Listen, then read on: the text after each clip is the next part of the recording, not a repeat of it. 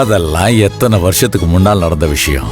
அதெல்லாம் என்னமோ இப்பதான் நடந்த மாதிரி புத்தம் புதுசா இருக்குன்னு பச்சை பசேல்னு அப்படியே என் ஞாபகத்தில் இருக்கு.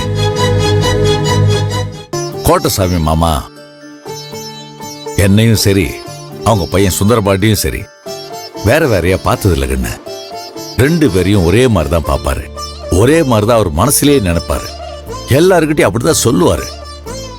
அப்பெல்லாம் 3 நேரமும் அவங்க வீட்டில் தான் சாப்பிடுவோம். சுந்தரபாண்டி கூட தான் விளையாடுவேன். ராத்திரி தூக்கம் வரும்போது தான் வீடுன்னு ஒன்று இருக்கிறதே ஞாபகத்துக்கு வரும்னா பார்த்துக்கேன். அந்த குடும்பத்தோட அப்படி ஒரு ஒட்டு உறவு நட்பு எல்லாம் இருந்துச்சு கண்ணு.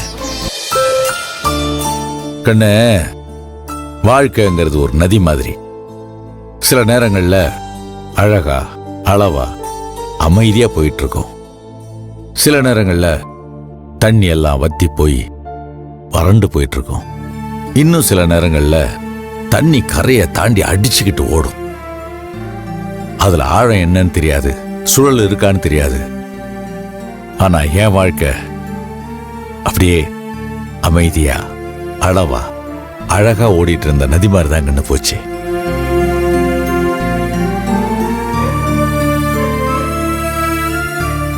அந்த சம்பவம் நடக்கிற வரைக்கும், அந்த கருப்பு நாள் வர்ற வரைக்கும். இப்போ நான் ஒவ்வொரு நாளும் நினைச்சு நினைச்சு வருத்தப்படுற விஷயம் என்ன தெரியுமா கண்ணு? அந்த கருப்பு நாள் என் வாழ்க்கையில வராம இருந்திருக்க கூடாதா? கோட்டசாமி மாமா அந்த காரியத்தை பண்ணும்போது நான் அங்க இல்லாம இருந்திருக்க கூடாதாங்கிறதான். இது எந்த கேள்விக்கும் காலமும் சரி கடவுளும் சரி எந்த பதிலும் சொல்லல. அதுக்கு பதிலா விதி அதோட கோர தாண்டவத்தை ஆடி தீர்த்திருச்சு. என்னங்க மாமா, என்னென்னமோ சொல்றீங்க? அன்னைக்கு என்னதான் நடந்துச்சு? அந்த பெரியவர் கோட்டசாமி என்னதான் பண்ணாரு? நாங்க 2 பேரும் ஒளிஞ்சுக்கிறோம். நீ ஃபர்ஸ்ட் போய் என்றியா? 2 பேரும் ஒளிஞ்சுக்கோங்க.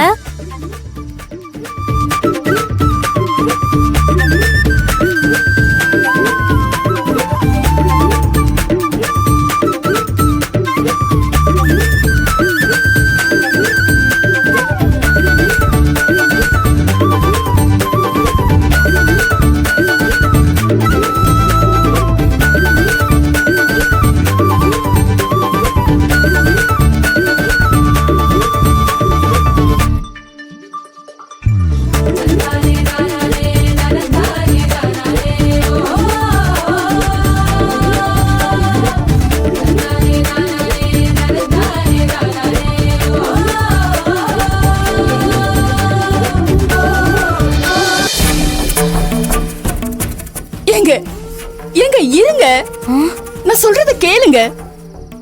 நில்லுங்க. என்ன அமராவதி? எதுக்காக கோவில் நகையெல்லாம் கோணில கட்டி எடுத்துட்டு போறீங்க? அமராவதி, நான் சொல்றத கவனமா கேளு. இந்த கோவில் நகைகளை வச்சு நான் சில விஷயங்கள் எல்லாம் சாதிக்க வேண்டியது இருக்கு. கைவிட்டு போன சொத்தெல்லாம் மீட்கணும். இன்னும் பல வேலைகளை நான் பார்க்கணும். அடுத்த வருஷத்துக்குள்ள இந்த நகைகளை வச்சு பெருசா ஆட்டம் ஆடி நிறைய சம்பாதிச்சு அதுக்கப்புறம் இதை மீட்டுடலாம். இது கூட நம்ம பங்குக்கு இன்னும் கொஞ்சம் நகைகளை சேர்த்து போட்டுடலாம். ஏங்க, இது பாவம் இல்லையா? பாவம் இல்ல அமராவதி, இது லாபம். இந்த நகைங்களால எனக்கும் லாபம், குண்டத்து காளிக்கும் லாபம். இந்த நகைங்களை வச்சு நானும் சம்பாதிச்சு சந்தோஷப்பட்டுக்கிடுவேன். குண்டத்து காளிக்கு கூடுதலா நகை கிடைக்கிறதுனால அவளும் சந்தோஷப்பட்டுக்கிடுவா. இந்த நகைங்களை நீங்க இப்ப கிணத்துக்குள்ள கட்டி போட்டீங்கன்னா நாளைக்கு காலையில கோவிலுக்கு ஊர்வலமா நகைங்களை எடுத்துட்டு போக சுத்துப்பட்டு ஊர் பஞ்சாயத்து தலைவருங்க ஊர்க்காரங்க எல்லாரும் வந்துருவாங்கல்ல. இவ்வளோ யோசிச்சனா அதை யோசிக்காம இருப்பனா? இந்த நகைங்களை மாதிரி போலி நகைங்களை எப்போ செஞ்சு தயாரா வச்சிருக்கேன். அதை பார்த்துட்டு ஊருக்காரங்க ஏமாந்து போயிருவாங்க. நான் சொல்றத கேளுங்க. ஏங்க, எதா இருந்தாலும் யோசிச்சு பண்ணுங்க. நீ ஒன்னும் கவலைப்படாத, எல்லாம் யோசிச்சு தான் செய்யறேன்.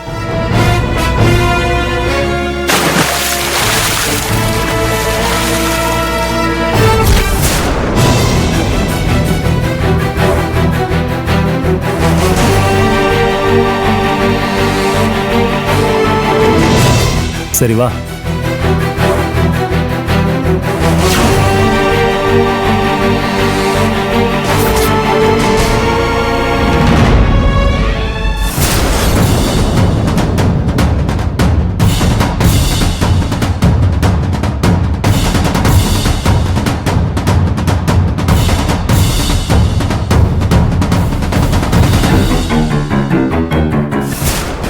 உங்க தாத்தா எதுக்காக அன்னைக்கு அந்த கோயில் நகைகளை எடுத்து கிணத்துக்குள்ள போட்டு மறைச்சு வச்சாருன்னு எனக்கு தெரியல கௌரவம்.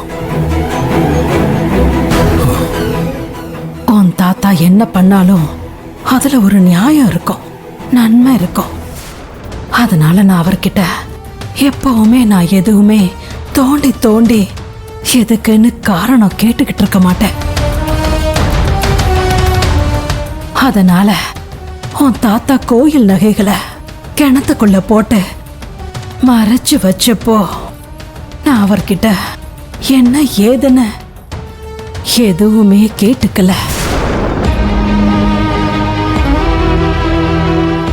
அதுக்கப்புறம் என்ன நடந்துச்சு பாட்டி?